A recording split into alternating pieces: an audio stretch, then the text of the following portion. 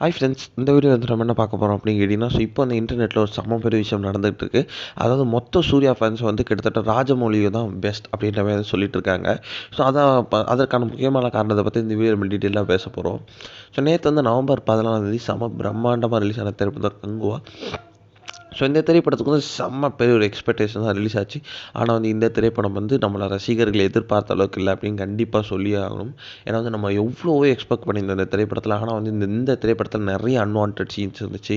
So நிறைய மிஸ்டேக்ஸும் இந்த திரைப்படத்தில் இருந்ததுனால வந்து இந்த திரைப்படத்துக்கு ரசிகர்கள் செம்ம ஒரு கோவத்தில் இருந்தாங்க இந்த திரைப்படத்தை பார்த்து. ஸோ மிக்சடு ரிவ்யூஸ் என்ன தான் வந்தாலும் வந்து முக்கால்வாசி பேர் வந்து நெகட்டிவ் ரிவ்யூஸ் தான் கொடுத்துருந்தாங்க. ஸோ நிறைய சூர்யா ஃபேன்ஸை வந்து ஒத்துக்கிட்டு திரைப்படம் அந்தளவுக்கு இல்லை அப்படின்ட்டு வந்து சூப்பராக சொல்லியிருந்தாங்க.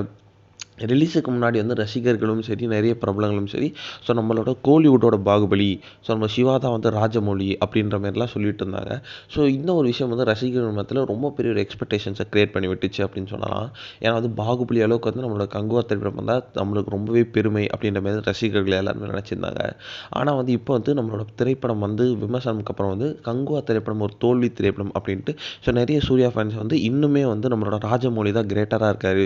ஸோ அவரை பார்த்து நம்ம கோலிவுட்டே கற்றுக்கணும். இன்னும் அவரோட திரைப்படத்தை வந்து நம்ம யாருமே இன்னும் கால் தூசி அளவுக்கு கூட போகல அப்படின்னு வந்து நிறைய சூர்யா ஃபேன்ஸும் சரி, மற்ற நடிகர்களும் ஃபேன்ஸும் சரி இந்த விஷயத்தை வந்து அக்செப்ட் பண்ணியிருக்காங்க.